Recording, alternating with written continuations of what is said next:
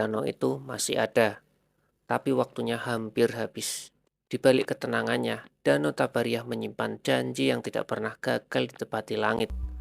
Airnya berkilau di bawah matahari, seolah tak pernah berubah. Namun, para nabi telah memperingatkan, danau ini tidak akan mati secara alami.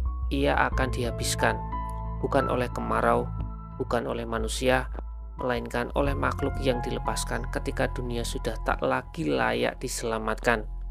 Permukaan danau ini berada jauh di bawah laut, 210 meter di bawah dunia manusia. Seakan sejak awal diletakkan lebih dekat ke neraka daripada ke langit. Airnya tenang, tetapi di dasar keheningan itu, takdir sedang menunggu giliran bangkit. Rasulullah menyebutnya dalam hadis yang membuat para ulama terdiam. Ketika Ya'juj dan Ma'juj dilepaskan, bumi tidak lagi menolak mereka. Mereka turun dari setiap tempat tinggi seperti bayangan hitam yang mengalir dari pegunungan. Rombongan pertama mencapai danau itu. Mereka meneguk airnya tanpa jeda, tanpa doa, tanpa rasa cukup. Air surut, tanah merekah, ikan-ikan mati dalam senyap. Dan ketika rombongan terakhir tiba, mereka berdiri di atas lumpur yang mengering dan berkata dengan dingin, "Di sini pernah ada air."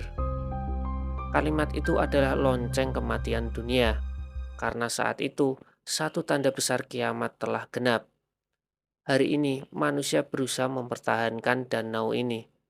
Mereka memompa, mereka menyaring air laut, mereka melawan alam.